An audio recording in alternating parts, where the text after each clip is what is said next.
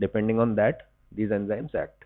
जैसे पेप्सिन है तो जो बल्कि साइड चेन्स है उनके अराउंड क्लीवेज करेगी।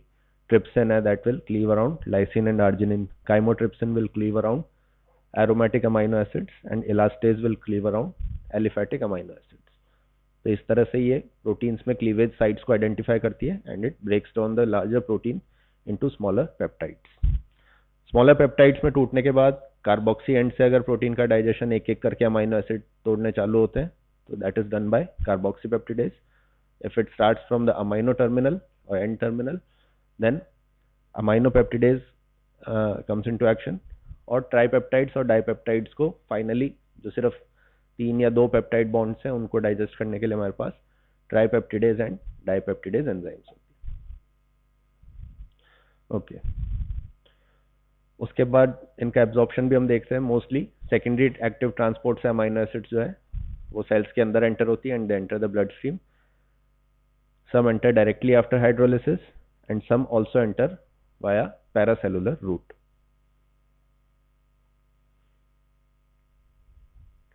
Okay, now coming to the main part of the class, that is the metabolism of amino group. तो प्रोटीन के टूटने से अमाइनो ग्रुप और अल्फा कीटो एसिड रिलीज हुए थे, तो पहले अमाइनो ग्रुप का मेटाबॉलिज्म देखते हैं। After reaching the liver, the amino group of all amino acids is metabolised first. In this glutamate and glutamine, these two amino acids play a central role in metabolism of the amino group. ये भी अपने आप में एक amino acids है, but इन amino acids की speciality ये है कि ये अमाइनो ग्रुप के मेटाबॉलिज्म में एक साइकिल या एक पाथवे फॉर्म करती है। The metabolism involves first transport of glutamine from extra hepatic tissues to liver. अब इसको समझने की कोशिश करना। अमोनिया जो वेस्ट प्रोडक्ट है वो वेस्ट प्रोडक्ट सेल्स के अंदर भी बन रहा है, अपार्ट फ्रॉम लिवर। जो नॉर्मल सेल्स है उन सेल्स के अंदर भी अमोनिया बन रहा है।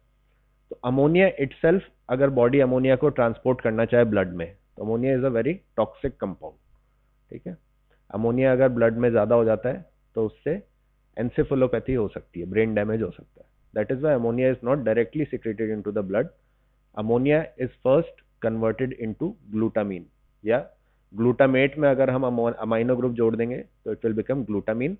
This glutamine acts as a safe and non toxic transport form of ammonia.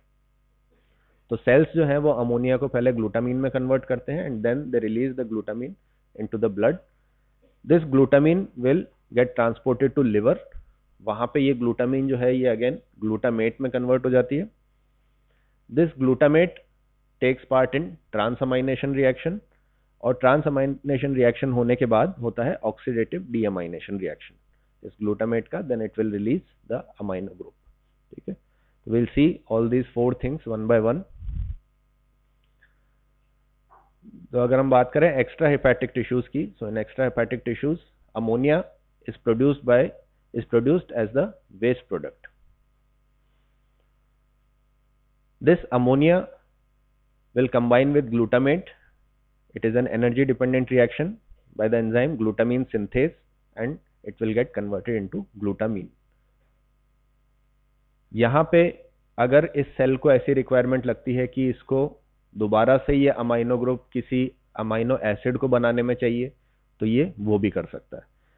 So if the cell has the requirement of protein synthesis, so इस सेल में क्या होगा, उस केस में एक अल्फा कीटो एसिड आएगी, वो ग्लूटामीन से इसका अमाइनो ग्रुप ले लेगी and it will get converted into its corresponding amino acid, और glutamine will get reconverted into glutamate.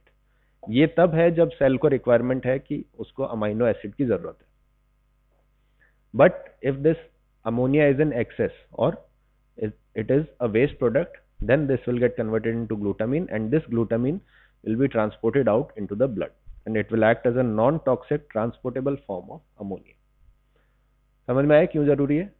Ammonia itself is a toxic product, directly body उसको सेल्स में blood में रिलीज नहीं कर सकती। ठीक है, इज दिस क्लियर?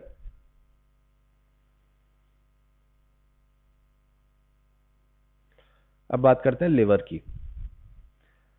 तो लिवर में हमने बात किया था डाइजेशन होता है, डाइजेशन से प्रोटीन्स टूट के अमाइनो एसिड आती है, अमाइनो एसिड पोर्टल वेन से, जितना भी डाइजेस्टिव प्रोडक्ट है सब पोर्टल वेन से कहाँ जाता है, लिवर में। तो लिवर में अमाइनो एसिड्स लिवर में एंटर करती है सेल्स के अंदर। यहाँ होती है transamination reaction. As the name सजेस्ट it includes transfer of amino group.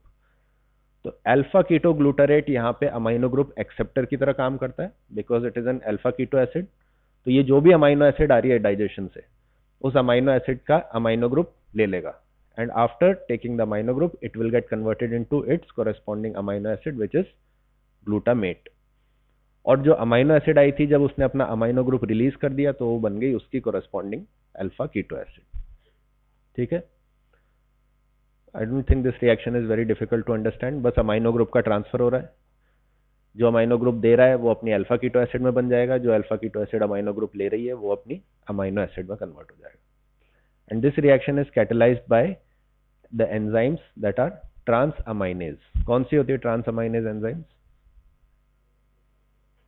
Alanine transaminase and mainly aspartate transaminase, ALT and AST, या जो पहले टर्म्स यूज होते थे SGPT and SGOT। These enzymes require coenzyme in form of pyridoxal 5-phosphate. So pyridoxal is derived from pyridoxine, which is also another name for which vitamin? B6. So pyridoxal 5-phosphate is a derived form of vitamin B6 which acts as a coenzyme in this case. ये reaction कहाँ हो रही है? Liver cells के अंदर, cytosol में। ठीक है, तो यहाँ जो ग्लूटामेट बना, दैट ग्लूटामेट, क्योंकि ग्लूटामेट के पास अमाइनो ग्रुप है, so it will then get transported inside the mitochondria. Mitochondria में आने के बाद फिर इसका होगा ऑक्सीडेटिव डीअमाइनेशन। ठीक है, तो oxidative deamination is a redox reaction. It is catalysed by glutamate dehydrogenase. तो जहां भी रिडॉक्स रिएक्शन आता है वहां एक कंपाउंड का तो होता है ऑक्सीडेशन और एक कंपाउंड का होता है रिडक्शन, दोनों चीजें पैरेलल में चलती है। तो यहाँ रिडक्शन किसका हो रहा है देख के बताओ? NAD का। ठीक है, NAD is accepting hydrogen and it is getting converted to NADH, whereas glutamate जो है ये ऑक्सीडाइज हो जा रही है and glutamate will get converted into again its corresponding alpha keto acid which is alpha keto glutarate. यहाँ पे amino group transfer नहीं हो रहा है। ठीक है, यहाँ पे अमाइनो ग्रुप बस ग्लूटामेट से अलग से सेपरेट हो जा रहा है। तो यहाँ पे जब ये रिलीज होगा then finally the amino group will get released. दोनों रिएक्शंस में यही डिफरेंस है, जो ट्रांस अमाइनेशन रिएक्शन थी उसमें अमाइनो ग्रुप का ट्रांसफर हो रहा था, यहाँ अमाइनो ग्रुप सिंपली रिलीज हो रहा है। ठीक है, so these are the two names of the reaction, transamination and oxidative deamination reaction. ये बेसिक रिएक्शन है, ये हर प्रोटीन के मेटाबॉलिज्म में होगी, इसमें कोई वेरिएशन नहीं है, सारी प्रोटीन्स के मेटाबॉलिज्म में ये रिएक्शन होती है। कोई भी अमाइनो एसिड होगी उसमें पहले ट्रांसअमाइनेशन होगा, उसके बाद ऑक्सीडेटिव डीअमीनेशन होगा। अब हमने डिस्कस किया था ग्लूटामीन का। तो ग्लूटामीन सेल से रिलीज हुई, सेल से रिलीज होके ब्लड में गई, ब्लड से आई लिवर में।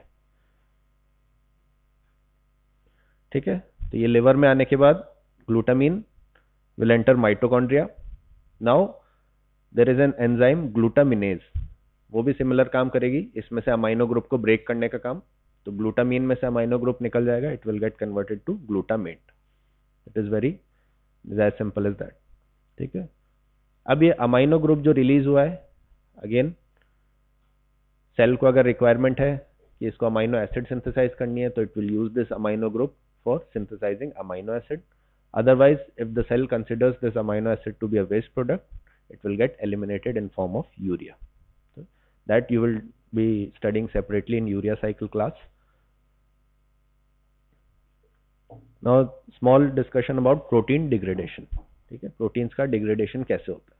Because every molecule in the body has a half life. Every molecule is destined to decay on its own. सबका एक एक हाफ लाइफ का पीरियड होता है and accordingly each molecule will decay. तो जब किसी भी प्रोटीन का समय आता है, जब उसका टाइम आ जाता है कि अब इसकी कोई यूटिलिटी नहीं है, this protein has to be degraded. So first जो सेल्स की एंजाइम्स होती है, मेनली जो एंजाइम्स लाइसोसोम्स वगैरह में होती है, these enzymes will degrade proteins into smaller peptides.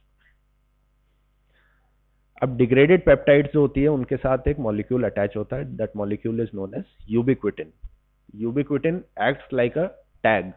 Tag लग जाता है ना किसी भी चीज पे, तो ये जो डिग्रेडेड पेप्टाइड्स हैं इन पे एक टैग की तरह लग जाता है, that it becomes ubiquitinised protein residues. और यूबिक्विटिनाइजेशन ऑफ, अगर हम बात करें कौन से रेजिड्यू पे अटैच होता है, तो it gets attached on the lysine residues. इसको अटैच करने का काम एक एंजाइम होती है, उस एंजाइम का नाम होता है E3 ligase. It's a group of enzymes.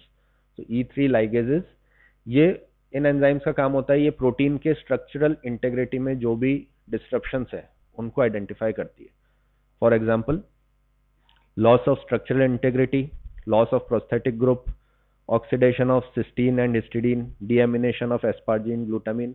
ये प्रोटीन का ब्रेकडाउन होता है तो कोई सी भी चीज प्रोटीन में गड़बड़ हो सकती है, किसी भी ग्रुप के साथ छेड़छाड़ हो सकती है. तो these E3 ligases, they identify all these disruptions and they target ubiquitin to get attached onto these degraded peptides. फिर यूबिक्विटिन जो होती है, जब ये किसी पेप्टाइड पे लग जाता है, then this tagged molecule is engulfed or uptaken by a special complex known as proteasome complex, or to be specific 26S proteasome complex. ये इसके अंदर एंटर होती है एंड फाइनली यूबिक्विटिन वापस रिलीज हो जाता है and the protein is ultimately degraded और broken down into its amino acids. तो इस तरह से प्रोटीन का डिग्रेडेशन होता है. तो हमने इस क्लास में बेसिकली क्या पढ़ा कि जो प्रोटीन्स का डाइजेशन होगा उससे हमारे पास आएगी अमाइनो एसिड्स. अमाइनो एसिड्स पहले अमाइनो ग्रुप का मेटाबॉलिज्म होगा, that will be either converted into urea, or if the body requires, it will get synthesized into different amino acids. बची alpha keto acid. Alpha keto acid can be either glucogenic or ketogenic. और lastly we studied how the protein is finally degraded inside the cell. ठीक है. So this is just a brief overview of how protein metabolism proceeds. अब इसके बाद आप लोग पढ़ोगे urea cycle and then individual amino acids का क्या क्या मेटाबॉलिज्म होता है. ठीक है.